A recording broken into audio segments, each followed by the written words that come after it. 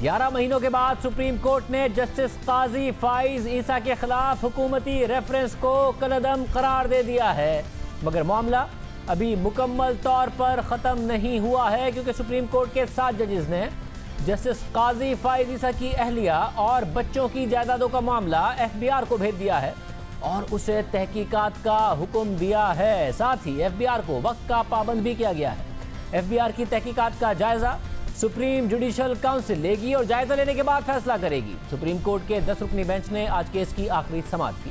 فریقین کے دلائل مکمل ہونے کے بعد فیصلہ محفوظ کیا اور آج ہی 11 صفحے کا مختصر فیصلہ جاری کر دیا۔ مختصر فیصلے کے مطابق تفصیلی فیصلہ بعد میں جاری کیا جائے گا۔ عدالت جسٹس قاضی فائز عیسیٰ کے خلاف ریفرنس کو کالعدم قرار دیتی ہے۔ اس طرح سے سپریم جوڈیشل کاؤنسل کی طرف سے 17 جولائی کو جاری ہونے والا شو کاز نوٹس بھی کالعدم ہو جاتا ہے، جبکہ جسٹس یحییٰ آفریدی نے درخواستوں کو مسترد کر دیا ہے۔ فیصلے کے مطابق بینچ کے سربراہ جسٹس عمر عطا بندیال، جسٹس منظور احمد ملک، جسٹس فیصل عرب، جسٹس مظہر عالم میاں خیل، جسٹس سجاد علی شاہ، جسٹس منیب اختر اور جسٹس قاضی محمد امین نے پیرا 4 سے پیرا 11 تک کے فیصلے سے اتفاق کیا ہے۔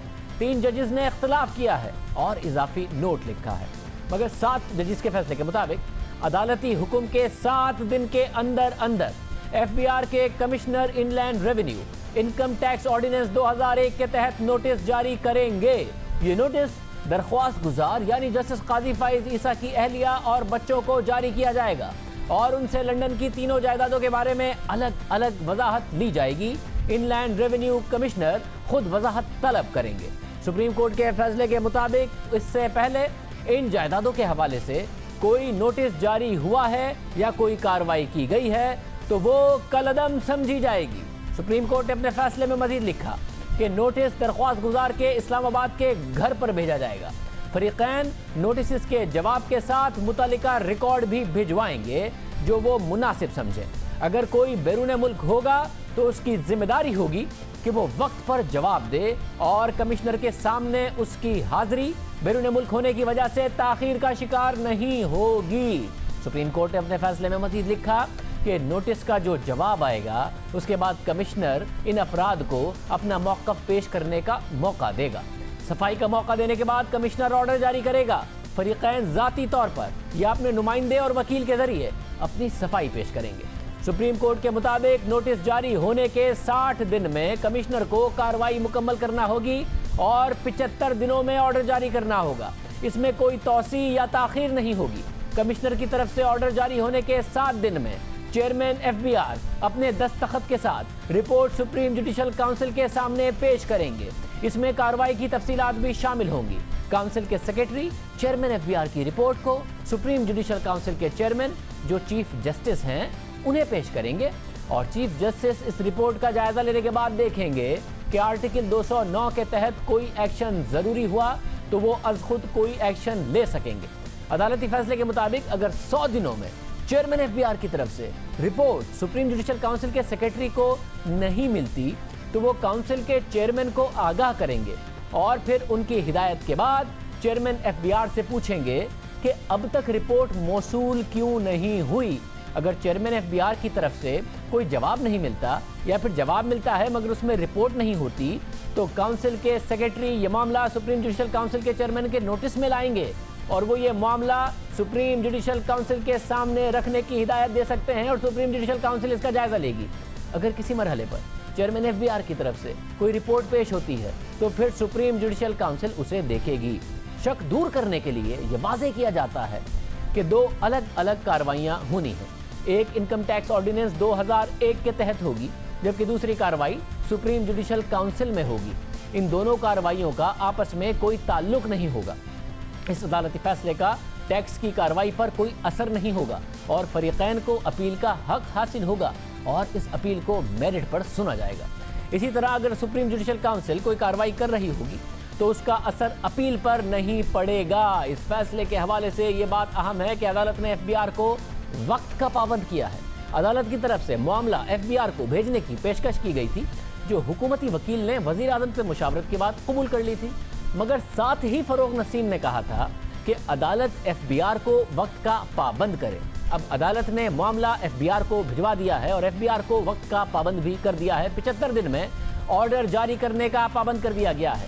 اس کے علاوہ عدالتی فیصلے میں لکھا ہے کہ جسٹس مقبول باقر، جسٹس منصور علی شاہ اور جسٹس یحییٰ آفریدی نے صرف فیصلے کے پیرا نمبر 1 سے اتفاق کیا ہے، جس کے تحت ریفرنس کو کالعدم قرار دیا گیا ہے.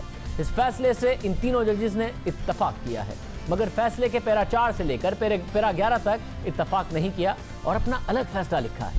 ان تینوں ججز نے لکھا ہے کہ تفصیلی فیصلہ بعد میں جاری کیا جائے گا. ہم درخواست کو قابل سماعت قرار دیتے ہیں، جس کے نتیجے میں درخواست گزار جسٹس قاضی فائز عیسیٰ کے خلاف ریفرنس کو کالعدم قرار دیا جاتا ہے. ہمارے اہم آئینی اقدار میں سے ایک یہ ہے کہ عدلیہ کی آزادی کا مکمل طور پر تحفظ کیا جائے. اس بات کو دہرایا جاتا ہے کہ کوئی جج یا کوئی فرد یا کوئی ادارہ قانون سے بالا تر نہیں ہے. سپریم جوڈیشل کونسل کے دروازے ہمیشہ کھلے ہیں. اگر کسی کی کوئی حقیقی شکایت ہے تو وہ کونسل سے رجوع کر سکتا ہے، مگر ساتھ ہی یہ بھی ضروری ہے کہ ایک جج پاکستان کے کسی دوسرے شہری کی طرح قانون کے مطابق لازمی آئینی حق کو حاصل کرے. عدالت نے جسٹس قاضی فائز عیسیٰ کے خلاف ریفرنس کالعدم قرار دیا ہے اور جسٹس قاضی فائز عیسیٰ کی درخواست کو قابل سماعت قرار دیا ہے. جسٹس قاضی فائز عیسیٰ نے اپنی درخواست میں اپیل کی تھی کہ سپریم جوڈیشل کونسل میں دائر ریفرنسز قابل سماعت نہیں ہیں، لہٰذا انہیں خارج کر دیا جائے. ان ریفرنسز کے ذریعے عدلیہ کی آئینی آزادی کو کمزور کرنے کی کوشش کی گئی. عدالت یہ قرار دے کہ ریفرنس پراکسی کے طرف سے دائر کیا گیا اور یہ قابل سماعت نہیں ہے. جب تک اس درخواست پر فیصلہ نہیں آ جاتا، سپریم جوڈیشل کونسل کو ریفرنسز پر کارروائی سے روکا جائے. سپریم جوڈیشل کونسل کی ان کیمرہ سماعت کو بنیادی حقوق کی خلاف ورزی قرار دیا جائے. یہ تھی جسٹس قاضی فائز عیسیٰ کی درخواست، جسے آج عدالت نے منظور کر لیا. اور آج کے عدالتی فیصلے پر تبصرہ کرتے ہوئے وزیر اعظم کے معاون خصوصی برائے احتساب بیرسٹر شہزاد اکبر نے کہا کہ حکومت اس فیصلے سے مطمئن ہے. فیصلے میں ایسیڈ ریکوری یونٹ کا کوئی ذکر نہیں. حکومت اس فیصلے سے مطمئن ہے. یہ ایک بڑا احسن فیصلہ ہے. اطلاع کورٹ کے سامنے آ چکی ہے. سپریم کورٹ آف پاکستان کے لارجر بینچ کی روشنی میں جو اس کے لیے اسکیم آف تھنگس طے کی گئی ہیں، ہم یہ سمجھتے ہیں وہ بالکل مناسب ہیں. یہ ہرگز کسی کی جیت نہیں ہے اور کسی کی ہار نہیں ہے. یہ وہ پروسیس ہے جو جمہوری معاشروں میں کانسٹیٹیوشنل اسکیم آف تھنگس میں ہوتا ہے. یہ نہیں کہ کسی سوال کا جواب نہیں ہے، لیکن سوال کا جواب نہ دینے کا واحد مقصد کسی بھی قسم کی کنٹروورسی میں انگیج نہ ہونا ہے. ایک لفظ بدنیتی کا استعمال کیا گیا. کچھ ہمارے وکلا دوستوں نے بھی بات کی. کمپیوٹر کے اندر آپ کنٹرول F بھی کر سکتے ہیں، میلافائڈ کا لفظ لکھ سکتے ہیں، آپ کو کہیں وہ لفظ نظر نہیں آئے گا. مجھے کہیں بھی اس پورے کے اندر نہ ہی ایسڈ ریکوری یونٹ کا نام ملا آرڈر کے اندر، نہ ہی ان کا کوئی ذکر ملا، نہ ایبریویشن ملی، نہ پورا نام ملا. عدالت کی طرف سے ریمارکس میں ایسڈ ریکوری یونٹ کے حوالے سے، احتساب کے عمل کے حوالے سے، ان تمام چیزوں پر بہت زیادہ سوالات اٹھائے گئے تھے. شارٹ آرڈر میں اس کا ذکر نہیں ہے، جس کی بات شہزاد اکبر صاحب کر رہے تھے. سپریم کورٹ کے آج کے فیصلے پر مشترکہ اپوزیشن کا بھی رد عمل آیا ہے. نون لیگ، پیپلز پارٹی، عوامی national party, JUIF، Jamaat Islami, قومی وطن پارٹی اور نیشنل پارٹی نے مشترکہ بیان میں فیصلے کا خیر مقدم کیا ہے اور کہا ہے کہ پوری قوم کا مطالبہ ہے کہ غیر آئینی، غیر قانونی، جھوٹ اور بدنیتی پر مبنی ریفرنس بنانے والے صدر ڈاکٹر عارف علوی اور وزیر اعظم عمران خان استعفیٰ دیں. ایسڈ ریکوری یونٹ کی حقیقت قوم کے سامنے آ چکی ہے، اسے فوری طور پر بند کیا جائے. اپوزیشن کے بیان کے مطابق ایک معزز جج کے خلاف بدنیتی پر مبنی بے بنیاد ریفرنس بنا کر اعلیٰ عدلیہ کو بدنام کرنے کی کوشش کی گئی. عدلیہ کے خلاف سازش ناکام ہو گئی اور عمران خان کی ذہنیت سامنے آ گئی ہے. سپریم کورٹ کے فیصلے نے حکومتی بدنیتی بے نقاب کر دی ہے. موجودہ حکومت کی ناکامیوں کی طویل فہرست میں آج ایک اور اضافہ ہو گیا ہے. سپریم کورٹ نے ریفرنس تو کالعدم قرار دے دیا ہے، مگر ابھی 100 دن اہم ہے. اگلے 100 دن FBR تحقیقات کرے گا، معاملہ سپریم جوڈیشل کونسل کے پاس جائے گا.